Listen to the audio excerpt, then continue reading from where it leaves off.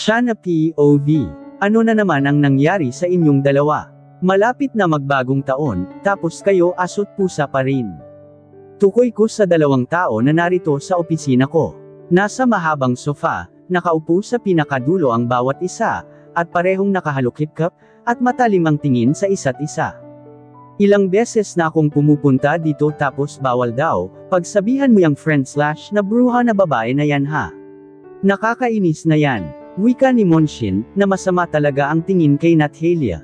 Sinabi ko lang naman sa kanya na hintayin ka na lang sa lobby gusto talagang pumasok sa opisina mo para matulog, kaya hindi pwede. Hindi ko talaga pinapasok, ang kapal naman ng mukha mo. Pinigilan ko na, at baka madumihan pa ng laway itong sofa mo Shana.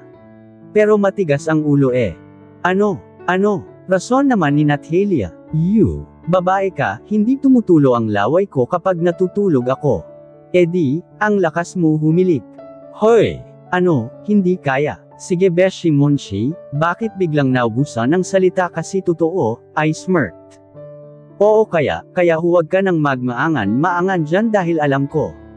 Alam mo, paano mo nalaman? Na ni minsan, hindi mo ako nakita na natutulog, o wala ka kapag natutulog ako. Taas kilay ni Monshin. Ha? Ano? Si Shana. What? Ako? Ang alin? Lito kong tanong sa kanila, lalo sa sinabi ni Natalia. Na ikaw ang nagsabi na malakas siyang humilik. Ha? Kailan ko sinabi? Taas kilay akong nakasilip kay Natalia, at nakita kong nag-puppy eyes siya, okay alam ko na. Oh, yeah. Tama siya Beshi. Sorry, hindi ko lang mapigilan na ikwento sa kanya. Galit ka ba? Balik tingin ko kay Monshin na parehong galit makatingin sa akin, at balik sa isa ko pang kaibigan na si Natalia. Aba, ganon na pala ngayon, labasan ng baho ha. Aniya pa na mas napapatawa na lang sa akin. Tumahimik nga kayong dalawa, pareho tayong mainit ang ulo, kaya tayo mamaya. Kaysa palagi kayong nag-aaway niyan, at baka isipin ko na talaga na may something kayong dalawa. Yan, yuck, sabay nila nasabi, napailing na lang ako. Nilagay ko ang buong likod ko sa sofa, at dahil sa pagod, kahit wala naman akong ginawa masyado ngayong araw, kundi ang makipagsabayan sa traffic ng Maynila. Ako lang kasi ang nagdadrive, at wala akong driver. Hindi ko alam kung may text ba si Vinyo Zane, dahil hindi ko na sinilip ang cellphone ko, after kong mabasa ang mensahe ng isang estranghero. Hindi ko alam kung para ba iyon sakin, o na wrong send lang, pero kinakabahan ako. I don't know. Kailangan ko ba itong sabihin kay Zane, kaso boyfriend ko pa lang siya, ayoko naman na pinuproblema niya pa ang isang bagay, na hindi pa naman confirm. Baka sabihin niya, na gumagawa lang ako ng kwento. Inaantok kaya siya nag-call, ano? Tuloy pa ba mamaya sa bar? Tanong ni Monshin sa akin. Hindi ko kayang Edeni, dahil nakabukas pikit na ang mata ko. Yeah, I guess. Mamaya pa naman ang bar, di ba? Kaya matulog na muna tayo at dito na lang sa sofa. Kasya naman tayo na tatlo. Sabi ko sa kanila, para hindi na sila mag-away. Unless kung uuwi na muna sila sa kani-kanilang bahay, at iiwan lang ako dito ay ayos lang. Hindi ako maghihiindi dyan Shana, dahil inaantok din ako, galing pa ako somewhere down the road. Kaya ikaw na bruha ka, tabi ka dyan, at walang pakialaman, ha? Akala mo matutulog ako, then bahala ka dyan, pipicturein kita, at sure ako na nanghihilik ka talaga. Ipapakita ko sa'yo mamaya, kaya bakit mo ako pinapaalis dito sa sofa? Hindi ako aalis. As in, hindi ka matutulog. Then, let's find out. Wala na akong magawa, kundi pakinggan ang dalawang ito, na nagbabardagulan pa rin. Mabuti na lang, at nasanay na ako sa mga bunganga ng dalawang ito, at nakatulog pa rin ako, kahit papano. At dahil nakatulog lang ako sa sofa, kaya mabilis akong nagising. Pagdilat ko ng mga mata, ay hindi ko namalayan na nakangiti na pala ako, dahil sa nakikita ko ngayon. Yung nagbabangayan kanina, ay ito nakatulog din, pero ang pinakabongga sa lahat, dahil magkayakapan ba naman ang dalawa, na kanina parang sinusumpa pa nila ang isa't isa, na kahit touch ay na-allergy na sila. Kinuha ko ang cellphone ko para pikturan sila. May nabasa ako na notification, pero na-skip ko muna, dahil kailangan ko munang kunan ng magandang anggulo, Ang dalawang kaibigan ko na natutulog habang magkayakap, na halos magkahalikan pa nga. Pagkatapos kong gawin, ay agad kong binuksan ang notif ko, at napangiti ako na si Zane ang nag-text. Nasa island lang siya ngayon, at naghihintay sa aking pagbabalik. I miss him so much. Malamang ganun din siya sa akin.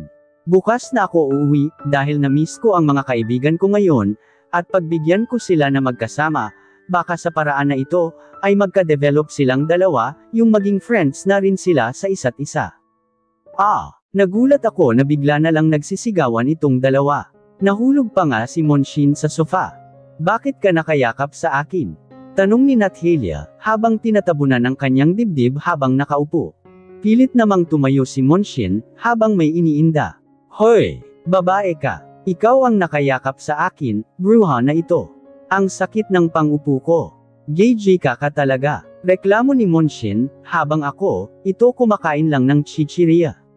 Pagkarating namin sa isang sikat na bar sa BGC, na pagmamay-ari ng mga Eliskald band, ay timing naman na naroon ang dalawang bunsong magkapatid, na Eliskald at nagja-jamming. Until now, pinagbigyan pa rin nila ang kanilang mga fans, kahit kulang sila ng members, tuloy pa rin sila sa hilig nila, at ito ang magpatugtog at kumanta. Kanina pa kami sa VIP table sa second floor, at nakikita lang namin ang sumasayaw sa dance floor sa unang palapag. After ng Eliskald, ay nagpapatugtog na ang DJ ng nakakakabog na music, kaya sobrang wild na ng mga tao sa dance floor, at kakabalik lang ng table ni Monshin at Natalia, dahil fully support naman sila kanina sa banda, still idolo pa rin nila, lalo na si bading kong friend. Napaos na ako sa kakasigaw, grabe patagal ng patagal ang gagagwapo nila tingnan, ano? Pagmamalaki ni Monshin. True. Kaya love ko yung bunso, super, bagay na bagay kaming dalawa. Wika ni Natalia. Hindi kayo bagay, kahit kailan, hindi kanya magugustuhan, kahit ikaw na lang ang nag-isa sa mundo. Ani ni Monshin. Bibig talaga ng baklang ito, walang ka-filter-filter, kaya tuloy nakatikim siya ng batok, pero hindi naman siya makaganti, dahil alam naman niya na babae ang kinakalaban niya. Yan lang maganda sa kanya, dahil bang arira lang si Monshin, pero hindi nananakit lalo kung babae. Narinig kong tilian ng mga tao sa baba, kaya napadungaw kami. Hala, ano yun? Nanlaki ang mga mata ko, na may nag-aaway sa dance floor, bigla akong nanghihina at nasusuka, dahil sa kabilang banda, ay may isang lalaki na kung saan ang kaaway niya, ay binasag sa ulo ng lalaki ang bote ng alak na bitbit niya, kaya may sumirit na dugo. Mariin akong napapikit ng mga mata, dahil may biglang pumasok na eksena sa utak ko. Uupo na sana ako sa sofa, pero biglang nagdilim ang paningin ko, at hindi ko na alam kung ano ang nangyari. Hi, how are you feeling right now? Agad kong inikat ang paningin ko, dahil sa hindi familiar na lugar o kwarto itong hinihigan ko. Base sa amoy ng paligid, ay alam ko na kung saan ako. May nakita ako na nurse, at agad niya akong inaasikaso, sa pamamagitan ng pag-check sa akin simula sa blood pressure. Lumapit sa akin ang mga kaibigan ko. Siya Nicole, grabe kang babae ka, pinakaba mo kami, kanina. Akala namin kung ano na ang nangyari sa'yo kanina. Napabuhat ako sa'yo na wala sa oras. Kumusta ka na? May masakit pa ba sa'yo ngayon? Saan banda para mapagamot agad natin? Kumusta na? Sa mukha pa lang ng dalawa kong kaibigan, na sina Monshin at Natalia, ay alam kong kanina pa sila nag-aalala sa akin, at for sure buong gabi nila akong binabantayan, inaantok na ang mga mata nila.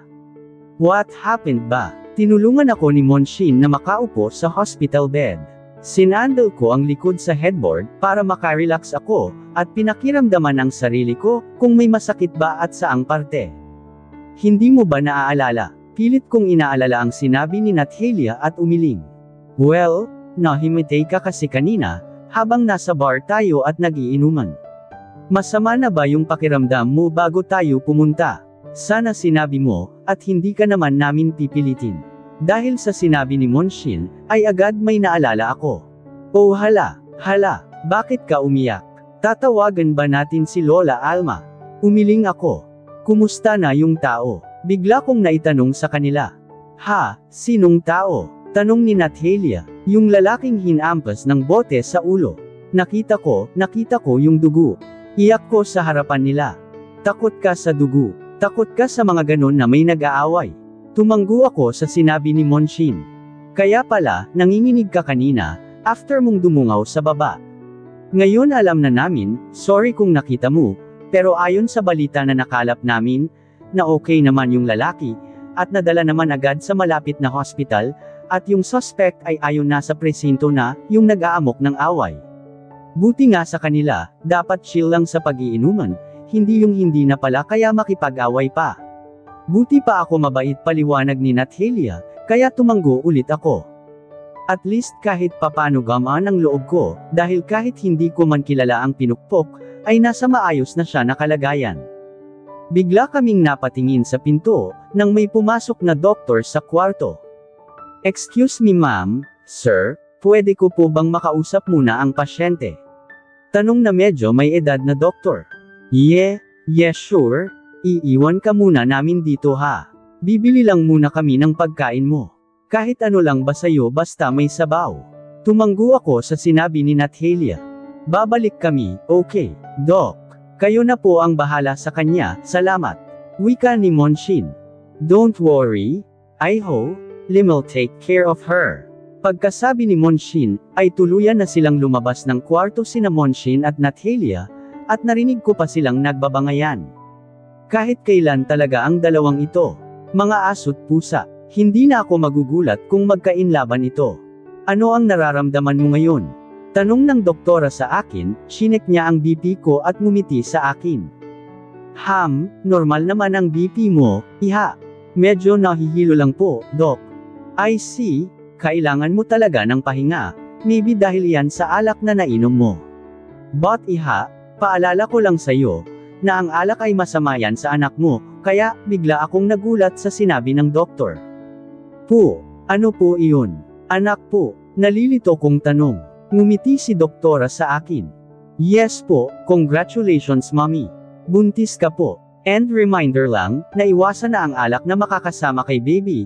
At iba pa, may prescription akong ibibigay sa iyo mamaya, lalo na sa mga vitamins nyo ni baby. Are you okay? Ngumiti ako kay doktora. Hindi ko po alam kung ano ang magiging reaksyon ko. I'm happy of course, but then, hindi ko alam kung paano ko sasabihin. I understand. Well, it's up to you, kung ipapaalam mo na agad sa partner mo, or hindi mo na. I don't know about your history, but then ikaw lang ang nakakaalam. Stay strong mommy, and stay healthy. Yan ang pinaka-importante, iwasan ang stress, at kumain ng masustansya. Pahinga ka muna ngayon, at babalikan kita mamaya. Sabi ng doktor at agad akong ngumiti sa kanya. Sige po and thank you po, Doc. You're welcome. Anyway, may trauma ka ba? Biglang napatanong ni doktora. Trauma, ulit ko. Yeah, like may mga bagay ka ba na ayaw mong maalala, o nakaka-trigger sa'yo? It's okay kung hindi mo siya sasagutin ngayon. I'll understand. Iniisip ko ang tanong ni Doc. I don't know po, but I guess yeah. Well, sa tingin ko na may pangyayari sa nakaraan mo, na ayaw mo nang maalala, and of course hindi kita pipilitin sa mga bagay na iyan.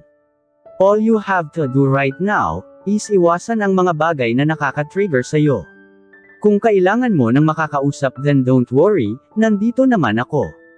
Wika ng doktor sa akin, somehow gumagaan ang loob ko ngayon, na may nakakaramdam sa sitwasyon na meron ako, kahit hindi ko pa sabihin. Nagpaalam ang doktor sa akin, at mamaya ay pwede na akong umuwi. Mabuti pang sa bahay na ako magpahinga, kaysa sa hospital na ito, at may naalala ako kapag pumunta sa ganitong lugar.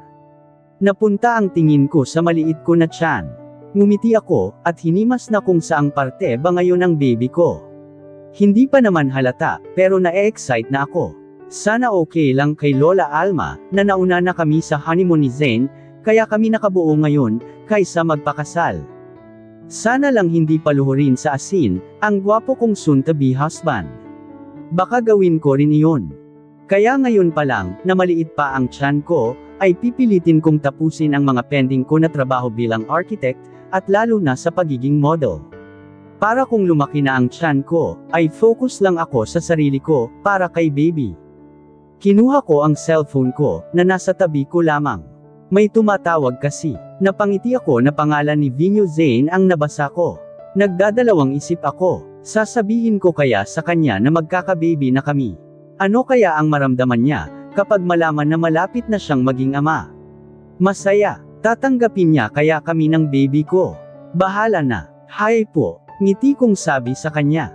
Uuwi ka ba? You didn't texted me, at kanina pa ako tawag ng tawag sa'yo, pero hindi mo sinasagot. Nagtatanong lang siya, pero malamig pa sa yelo. Why? Namimiss mo ako. Natatawa kong tanong sa kanya. Ayokong sabihin na nasa hospital ako, at baka magmamadali siyang lumuwas ng Maynila. Tapos tumatawa ka pa sa sitwasyon ngayon, habang ako, hindi ko alam kung saan ka hahanapin, Shana Cole. Ngumuso ako, gusto kong makita ang mukha niya na galit, hindi ko alam kung bakit, mas lalo ko siyang namimiss, kapag na-imagine ko kung gaano magkasalubong ang mga kilay niya, ganito ba ang epekto kapag buntis? Bakit, saan ka, ngayon? Nasa labas ng bahay natin para hintayin ako. Bukas pa ako uuwi sa isla siguro. Diretso muna ako kay Lola. Sabi ko para pumasok na si Zane sa loob, gabi na at mahirap na kung magpapahatid pa ako ngayon. Nandito na ako sa Maynila. What really? Mas ako yata ang nagulat. Ganoon ba si Zane nag-aalala sa akin? Sa tingin mo kaya akong manatili sa isang isla, habang wala ang asawa ko? Nagulat na naman ako roon. Asawa ko, hindi pa nga tayo kasal, asawa ka na agad. What do you think? Simula pa lang na may nangyari sa atin, ay asawa na kita, Shana Cole. Kinagat ko ang labi ko, para pigilan ko ang pagngiti. Kilig na talaga ako sa lalaking ito. Kapag nagkikita kami dati lagi siyang masungit, tapos ngayon. Matagal na pala niya akong minarkahan. Habang ako nagpo-problema, kung paano ko sabihin sa kanya, ang mga plano namin ni Lola. Nito lang talaga ako nagkalakas na sabihin sa kanya, at mabuti naman na ayos lang sa kanya. Are you listening to me, Shana? Of course my dear husband. Wait, saan ka ba ngayon, at ako na lang ang pupunta sa'yo? Nasa biyahe. Hi Beshi, o ano na? Anong sabi ng doktor sa'yo? Magaling ka na ba? Wala ka ng sakit? Pwede ka na bang ma-discharge dito sa hospital? Napapikit na lang ako ng mariin, at napamura, dahil sa palitan ng tanong ng mga kaibigan ko, pagpasok nila sa kwarto. Huli na ako, sinilip ko ang phone ko, at napakagat lobby, na nasa linya pa si Zane, for sure narinig niya na. Nilagay ko ulit sa tenga ang phone ko. Hi, halos bulong ko na tawag sa kanya. Tell me right now kung saang hospital ka Shana Cole, bago pa ako mabaliw dito. Halos may layo ko na ang phone sa tenga ko, dahil sa medyo malakas, at galit ni Zane na boses. Patay na, galit na nga ang husband ko. Inikat ko ang paningin ko, kung saan ni Zane ako dinala. Bumaba kami sa isang subdivision sa Taguig. Pagkarating niya sa hospital, at malaman na pwede na akong ma-discharge, ay agad niya akong inaasikaso. Ang mga bayarin ay si Zane na ang nagbayad, at walang imik na umalis kami sa hospital, kaya napag-good luck na lang ang mga kaibigan ko, na naghugis ang mga bibig pabilog, dahil sa pagkakita nila kay Vinyo Zane. Anong meron, kilala na nila ang kasama ko. Saan tayo?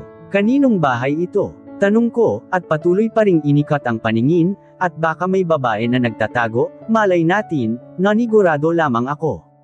Napaatras ako, dahil sa agaran niyang paglingon sa akin, habang may galit pa rin sa kanyang mga mata.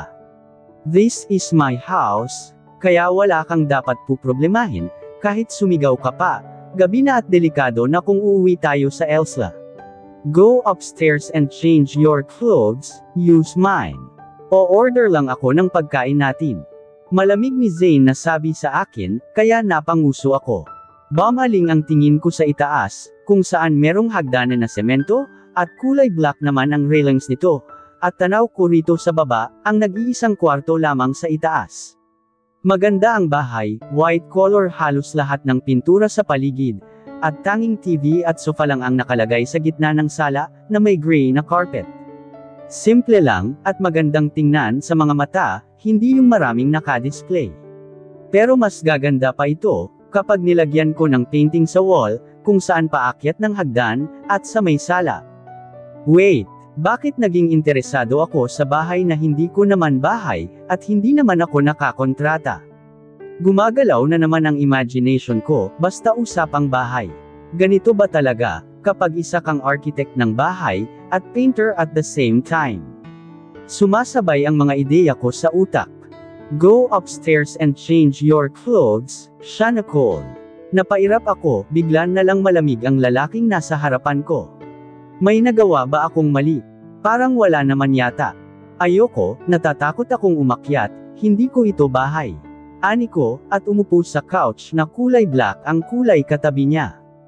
Why are you scared? Walang maltong nakatira dito, kahit minsan ko lang itong pinupuntahan, nililinis ko rin ito araw-araw, kaya wala ka ring problema sa alikabok. Kung isa pa yan sa pinuproblema mo, saad niya, pero hindi pa rin ako sumunod. Bumuntong hininga si Zane at tumayo, para umakyat, nasa pangatlong baitang na siya, ay agad naman akong tumayo, at sumunod paakyat sa kanya, dahil kakasabi niya lang na multo, ay feeling ko meron talaga. Wait for me. Habol ko at nang makalapit, ay kumapit ako sa kanyang damit, kaya kamuntikan na siyang ma-out of balance, kaya nag-peace sign na lang ako.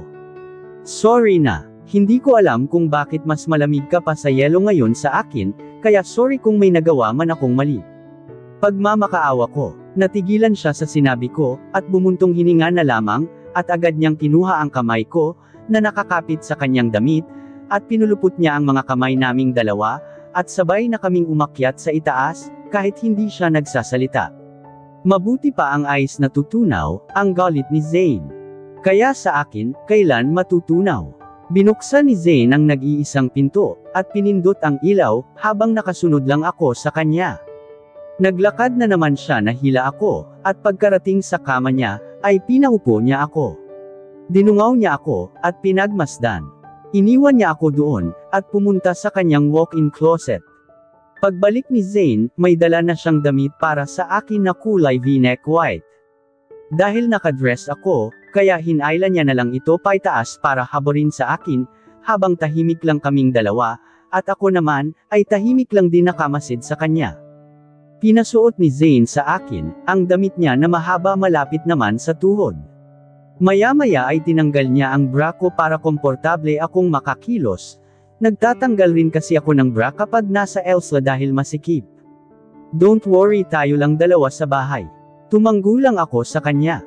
Hindi alam kung ano ang sasabihin, dahil naulit muli itong tahimik si Zane, at matagal bago niya ako papansinin daw minsan napapansin ko na itong ugali niya na ito dati pa, kaya siguro imbes na sumbatan siya sa pagiging tahimik niya, ay hindi ko magawa, as long as he still cares for me like this. Masaya na ako kahit papano. At dito na po nagtatapos, ang kabanata ng ating kwento, at sanay muli niyo po akong samahan, sa mga susunod pang kabanata. Maraming salamat po, ingat po tayong lahat.